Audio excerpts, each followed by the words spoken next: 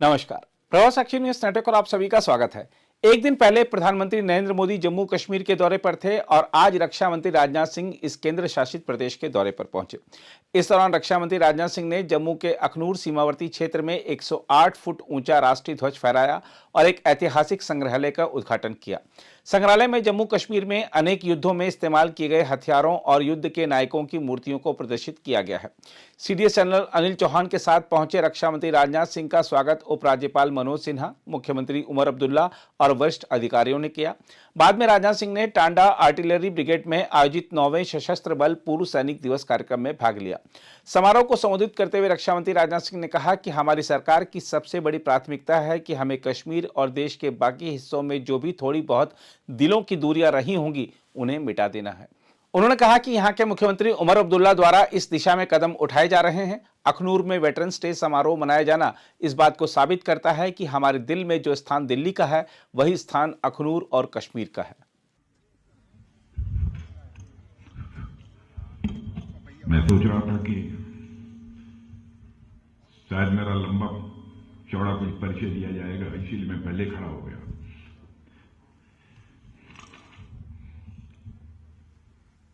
हमारे जम्मू कश्मीर के माननीय उपराज्यपाल श्री मनोज जी सिन्हा, जम्मू कश्मीर के माननीय मुख्यमंत्री जनाब उमर अब्दुल्ला साहब, मिनिस्टर जल शक्ति जनाब Javed Ahmed Rana, Shri Satish Sharma, minister government of Jammu Kashmir Shri Jugal Kishore ji Sharma, member of parliament Jammu Kashmir general Anil Chauhan, chief of defence staff, lieutenant general MV Suchindra Kumar, GOC-in-C northern command, Shri Atal Dulloo, chief secretary Jammu Kashmir, यहां मौजूद अन्य हमारे सारे जनप्रतिनिधिगण, अधिकारी वर्ग, हमारे सभी सम्मानित वेटरन्स, वीर नारियां और मेरे मीडिया के मित्रों, वेटरन डे के अवसर पर आज अखनूर में आप सबके बीच आना, मैं मानता हूं कि हमारे लिए बहुत ही एक प्रसन्नता का विषय है। मैं यहां उपस्थित और पूरे देश के सारे वेटरन्स और उनके परिवारजनों को मकर संक्रांति और नव वर्ष की हार्दिक शुभकामनाएं देता हूं। ऐसा माना जाता है कि मकर संक्रांति का दिन अपने परिवार वालों के साथ मनाया जाना चाहिए। तो आज मैं अपनी लार्जर फैमिली यानी हमारे वेटरन्स के साथ संक्रांति का पर्व मनाने आप सबके बीच यहां आया हूं। साथियों, नाम इसके भले ही अलग अलग हों, लेकिन आज के दिन का उल्लास पूरे देश में एक जैसा ही रहता है। इसलिए इस मंच से मैं आज के दिन का उत्सव मनाने वाले हर एक भारतीय को अपनी तरफ से ढेर सारी हार्दिक शुभकामनाएं देता हूं। और ये अच्छी बात है कि इस बार का वेटरन्स डे समारोह हम सब अखनूर कश्मीर में मना रहे हैं। यह निश्चित रूप से हमारे लिए बहुत बड़ा क्षण है, क्योंकि आप देखिए 3 वर्षों से जाने अनजाने में या फिर चाहे अनचाहे सरकारों ने कश्मीर को अलग तरीके से ट्रीट किया है। इसका परिणाम यह हुआ है कि हमारे कश्मीरी भाई बहन कभी भी उस तरह का जुड़ाव महसूस नहीं कर पाए। मैं इतिहास के उन पन्नों को नहीं पलटना चाहता हूं, मैं बस यही कहना चाहता हूं कि वो पुराने दिन अब चले गए। अब हमारी सरकार की सबसे बड़ी प्राथमिकता है कि हमें कश्मीर और देश के बाकी हिस्सों में जो भी थोड़ी बहुत दिलों की दूरियां रही होंगी उसको मिटा देना है। और मैं उमर अब्दुल्ला साहब जो यहाँ के मुख्यमंत्री हैं, मैं उनको बधाई देना चाहता हूं। इस दिशा में उनके द्वारा कदम उठाए जा रहे हैं। सरकार में आने के बाद हम अपने प्रयासों को जमीनी धरातल पर लेकर आए हैं। इस हमारे लिए कश्मीर क्या है यह ज्यादा बतलाने की जरूरत नहीं है। अखनूर में वेटरन डे का मनाया जाना इस बात को साबित करता है कि हमारे दिल में जो स्थान दिल्ली का है वही स्थान अखनूर का है, वही स्थान यह कश्मीर का है। हिमालय की तलहटी में स्थित यह क्षेत्र अपने आप में बहुत ही सुंदर जगह तो है ही, इसके साथ साथ इस स्थान का एक ऐतिहासिक महत्व भी है। कहा जाता है कि यहाँ की गुफाओं में पांडव अपने वनवास के दौरान रुके थे। जो जिस म्यूजियम का आज मैंने लोकार्पण किया है उस म्यूजियम में इसे दर्शाया गया है। भगवान परशुराम का भी इस धरती से नाता रहा है, लेकिन साथियों, पर्यावरण की सुंदरता को समेटे हुए यह स्थान क्लाइमेट की दृष्टि से भी कहीं ज्यादा दुर्गम भी है। भारत के अलग अलग क्षेत्र से लोग इस स्थान पर आते हैं, यहाँ की प्रकृति का वह आनंद उठाते हैं। लेकिन एक बात यह ध्यान देने वाली है कि जो भी व्यक्ति इस स्थान पर आता है वह इसका अनुभव कर पाता है कि यहाँ पर रहना कहीं ज्यादा चुनौती भरा काम है। लोग तो कुछ दिनों के लिए आते हैं, घूमकर चले जाते हैं, लेकिन आप सब ऐसी जलवायु में भी, ऐसे माहौल में भी तमाम चुनौतियों के बावजूद एकदम मजबूत मुस्तैद होकर हमारी सीमाओं की सुरक्षा करते हैं। मैं समझता हूं ये अपने आप में बहुत बड़ी बात है। यहां पर हमारे सारे वेटरन्स मौजूद हैं। बहुत बड़ी संख्या में हमारे सेना के जवान भारत की सीमाओं की रक्षा करने के लिए और आतंकवाद को शिकस्त देने के लिए अपना बलिदान भी देते हैं। मैं कभी यदि विचार करता हूं कि क्या कारण है, कौन सी वह भावना है कि हमारे सेना के जवानों को देश की सीमाओं की सुरक्षा के लिए अथवा इस आतंकवाद से मुक्ति दिलाने के लिए अपना सर्वस्व न्यौछावर करने की प्रेरणा देती है, तो स्वाभाविक रूप से मैं इस नतीजे पर पहुंचता हूं, मान, सम्मान, स्वाभिमान हर मनुष्य के हृदय की यह बलवती भावना होती है। व्यक्तिगत सम्मान, मान यह होता है, स्वाभिमान होता है। परिवार का और समाज का जिसमें हम पैदा हुए हैं उसका भी मान, सम्मान, स्वाभिमान होता है। जिस देश के हम नागरिक हैं उसका भी एक मान, सम्मान, स्वाभिमान होता है। मान, सम्मान, स्वाभिमान को लेकर ही शायद यह भावना लोगों के अंदर पैदा होती होगी। हम अपना प्राण न्यौछावर कर देंगे, लेकिन अपनी देश की सीमाओं की सुरक्षा करके ही रहेंगे, यह संकल्प उनके मन के अंदर पैदा होता है। जिस समय हमको आजादी हासिल नहीं हुई थी उस समय चंद्रशेखर आजाद, सरदार भगत सिंह, अशफाकुल्लाह जैसे जवानों ने हंसते हंसते भारत माता की पैरों में पड़ी बेड़ियों को काटने के लिए अपना सर्वस्व बलिदान कर दिया। कौन सी वह प्रेरणा थी जिसने उन्हें अपना सर्वस्व बलिदान करने की भावना उनके अंदर यह पैदा की? वह प्रेरणा थी मान, सम्मान और स्वाभिमान की, देश के मान, सम्मान और स्वाभिमान की भावना, जिसके लिए उन्होंने अपना सर्वस्व न्यौछावर किया। चंद्रशेखर आजाद इसी इलाहाबाद के कंपनी गार्डन में अपनी रिवाल्वर की गोलियों से अपने अंग्रेज दुश्मनों को भूनते भूनते जब रिवाल्वर की अंतिम गोली शेष बची तो उन्हें इस बात की चिंता सताने लगी कि कहीं विदेशियों के रिवाल्वर की विदेशी गोली हमारे जिस्म में प्रवेश कर हमारे जिस्म को नापाक न कर दे। इसलिए उन्होंने अपने रिवाल्वर की अंतिम गोली अपने ही सीने में दाग लेने का काम किया था। तब जाकर यह भारत आजाद हुआ है। कौन भूल सकता है उस अशफाकुल्लाह खां को? 21 साल की जवानी थी, मां कहती थी बेटा शादी कर ले, लेकिन अशफाकुल्लाह के दिल में तो आजादी हासिल करने की दीवानगी थी। बार बार वह मां के आग्रह को टाल देता था। लेकिन अंग्रेजों की हत्या करने के मामले में जब फांसी की सजा हुई, फांसी के तख्त पर ले जाया गया, तो मजिस्ट्रेट ने पूछा, बोलो अशफाकुल्लाह, तुम्हारी अंतिम मुराद क्या है? जो भी तुम्हारी अंतिम मुराद होगी यह संदेश तुम्हारी मां तक पहुंचा दिया जाएगा। बहादुर अशफाकुल्लाह, राष्ट्रीय स्वाभिमान के धनी अशफाकुल्लाह खां ने मुस्कुराते हुए यह कहा कि मेरी मां की अंतिम इच्छा थी कि अशफाकुल्लाह उसका बेटा शादी कर ले। आज मैं यहां पर खड़ा हूं, जाकर मेरी मां तक यह संदेश पहुंचा दे कि तुम्हारा बेटा आज फांसी के तख्त पर खड़े होकर तुम्हारी मुराद पूरी करने जा रहा है। यह स्वाभिमान की भावना थी, राष्ट्रीय स्वाभिमान की भावना थी, जिसने चंद्रशेखर आजाद, सरदार भगत सिंह, अनगिनत ऐसे लोग हैं जिनको कि देश के लिए अपना सर्वस्व न्यौछावर करने की प्रेरणा दी।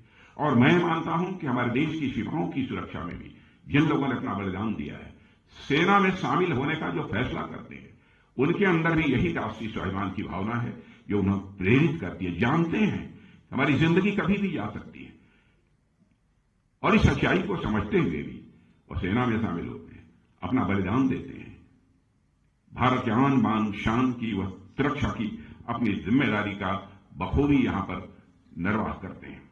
आज यदि वेटरन्स डे पर यहां पर मौजूद हूं तो मैं शीश झुकाकर सारे वेटरन्स को और उनके सभी परिवार के सदस्यों को यहां मैं नमन करता हूं। वहीं पर आप सबके बीच यहां पर खड़ा हूं, तो जो आज हमारे बीच नहीं है, जिन्होंने देश की सीमाओं की सुरक्षा के लिए अपना सब कुछ न्यौछावर कर दिया, उनकी भी स्मृति को, उनकी याद को मैं एक बार पुनः नमन करना चाहता हूं। साथियों, बातें बहुत सारी हैं, बहुत विस्तार में नहीं आना चाहूंगा, लेकिन वेटरन्स का जहां तक प्रश्न है, वेटरन्स के लिए सरकार ने बहुत सारे कदम उठाए हैं। मैं ये नहीं कहना चाहता कि सरकार ने जो कुछ भी कदम उठाए हैं, जो भी फैसले सरकार ने लिए हैं, वह सब पर्याप्त हैं। हो सकता है इससे भी अधिक की भी आवश्यकता हो, लेकिन उन सारे कदम, चाहे वन रैंक वन पेंशन हुआ तो अन्य भी बहुत सारी चीजें, उनकी चर्चा आपके सामने हुई है। मैं ज्यादा समय इस संबंध में नहीं लेना चाहता, लेकिन एक काम जो इधर नए वर्ष में जब अधिकारियों की बैठक थी उसमें मैंने निर्देश दिया था कि हमारी सरकार ने दूर दराज के इलाकों में रहने वाले पूर्व सैनिकों और उनके परिजनों की सहूलियत के लिए मोबाइल मेडिकल यूनिट एवं दवाओं की डोर स्टेप डिलीवरी कराने का एक महत्वपूर्ण निर्णय लिया है और इसके आवश्यक निर्देश भी हमारी तरफ से दे दिए गए हैं। तैयारी शुरू हो गई है, थोड़ा समय लगेगा, लेकिन डोर स्टेप डिलीवरी का यह सिलसिला हम प्रारंभ करेंगे। हम यह आपको आश्वस्त करना चाहते हैं। साथियों, जैसा कि आप सभी वेटरन्स अच्छी तरह समझते हैं कि 1965 में भारत पाकिस्तान युद्ध हुआ था और उसके 60 वर्ष पूरे हो गए। यह डायमंड जुबली ईयर है, हीरक जयंती वर्ष है। इसी अखनूर में 1965 में बेहद अहम लड़ाई लड़ी गई थी। पाकिस्तान की फौज ने ऑपरेशन ग्रैंड स्लैम के नाम से जो नापाक कोशिश इस अखनूर में की थी, उसे भारतीय सेना ने न केवल विफल किया, बल्कि एक नया मोर्चा खोलकर और आगे बढ़कर लाहौर तक पहुंचने में भी काफी कामयाबी हासिल की थी। 1965 के युद्ध में जंग के मैदान में मिली जीत भारतीय सेनाओं के शौर्य, पराक्रम और यह बलिदान का परिणाम था। आप इतिहास उठाकर देखिए, भारत से हुई हर जंग में पाकिस्तान हारा है, चाहे 1948 में हुआ कबायली हमला हो, या 1965 का युद्ध हो, या 1971 का युद्ध हो, या फिर 1999 का कारगिल युद्ध हो। हर लड़ाई में पाकिस्तान को हार का मुंह देखना पड़ा है। अवैध घुसपैठ और आतंकवाद को हवा देने का काम 1965 के जमाने से लगातार हमारा पड़ोसी देश करता चला आ रहा है। उसकी यही उम्मीद रही है कि जम्मू और कश्मीर में जो हमारे मुस्लिम आबादी के लोग हैं वह पाक फौज के साथ खड़े होंगे, लेकिन उनकी मुराद न पूरी हुई है और न कभी भी वह पूरी होने पाएगी, यह मैं पूरे विश्वास के साथ कह सकता हूं। क्योंकि आपने देखा होगा न तो 1965 में यहां के लोगों ने पाकिस्तान का साथ दिया, न ही आतंकवाद के इस दौर में साथ दिया, बल्कि आतंकवाद से लड़ते लड़ते हमारे कई मुस्लिम भाइयों ने भी अपनी शहादत दी है। मोहम्मद उस्मान को भी मैं नहीं भूल सकता। पहले ऐसे मुस्लिम व सैनिक थे जिन्होंने देश की सीमाओं की सुरक्षा के लिए अपना बलिदान दिया था। पाकिस्तान अपनी तरफ से पूरी ताकत झोंकता है कैसे भारत को डिस्टेबलाइज किया जाए। इसके बावजूद पाकिस्तान ने आज तक आतंकवाद का दामन नहीं छोड़ा है। आज भी 80% से अधिक आतंकवादी पाकिस्तान से ही भारत में आते हैं। सीमा पार से जारी आतंकवाद 1965 में ही समाप्त हो गया होता यदि तत्कालीन सरकार ने जंग के मैदान में मिली कई स्ट्रेटेजिक एडवांटेज को बातचीत की मेज पर स्ट्रेटेजिक एडवांटेज में न बदल दिया होता। स्ट्रेटेजिक एडवांटेज हमको मिली थी, लेकिन बातचीत की मेज पर स्ट्रेटेजिक एडवांटेज में हम नहीं बदल पाए। यह आरोप नहीं है, जो हुआ उसके पीछे उस समय उनकी कुछ सोच रही होगी, उसकी चर्चा मैं यहां पर नहीं करना चाहता। साथियों, 1965 के युद्ध में भारतीय सेनाओं ने हाजी पीर पर तिरंगा लहराने में सफलता हासिल की, मगर उसे बातचीत की मेज पर छोड़ दिया गया। यदि न हुआ होता तो शायद आतंकवादियों की घुसपैठ के रास्ते उसी समय बंद हो गए होते, मैं ऐसा मानता हूं। इसकी शुरुआत हमने जम्मू और कश्मीर से धारा 377 समाप्त करके की है। आज यहां हालात काफी हद तक बदले हैं, इस सच्चाई को सभी को स्वीकार करना पड़ेगा। जम्मू कश्मीर बिना पीओके के अधूरा है, भारत के माथे का मुकुट मणि है। वैसे भी पीओके पाकिस्तान के लिए एक फॉरेन टेरिटरी से अधिक कुछ नहीं है। पीओके में रह रही अवाम को एक डिग्निफाइड लाइफ से महरूम रखा जा रहा है। उन्हें मजहब के नाम पर हिंदुस्तान के खिलाफ बरगलाने और उकसाने की कोशिश पाकिस्तान के हुक्मरानों द्वारा यह बराबर की जा रही है। हाल ही में पीओके के इल्लीगल वजीर आजम अनवारुल हक ने हिंदुस्तान के खिलाफ जो जहर उगला है वह पाकिस्तान की ही साजिश का हिस्सा है। पीओके के वजीर आजम अनवारुल हक जो आज कह रहे हैं वही भारत विरोधी एजेंडा पाकिस्तान के हुक्मरानों ने जनरल जियाउल हक के जमाने से चलाया हुआ है। पीओके की जमीन का इस्तेमाल आतंकवाद का खतरनाक कारोबार चलाने में किया जा रहा है। यह बात आज मैं खुलकर कहना चाहता हूं। वहां आज भी आतंकवादियों के लिए ट्रेनिंग कैंप चलाए जा रहे हैं। सीमा से सटे हुए इलाकों में लॉन्च पैड बने हुए हैं, इसकी पक्की जानकारी है। भारत सरकार को सब पता चल रहा है। पाकिस्तान को इनको खत्म करना ही होगा, नहीं तो डाट डाट डाट।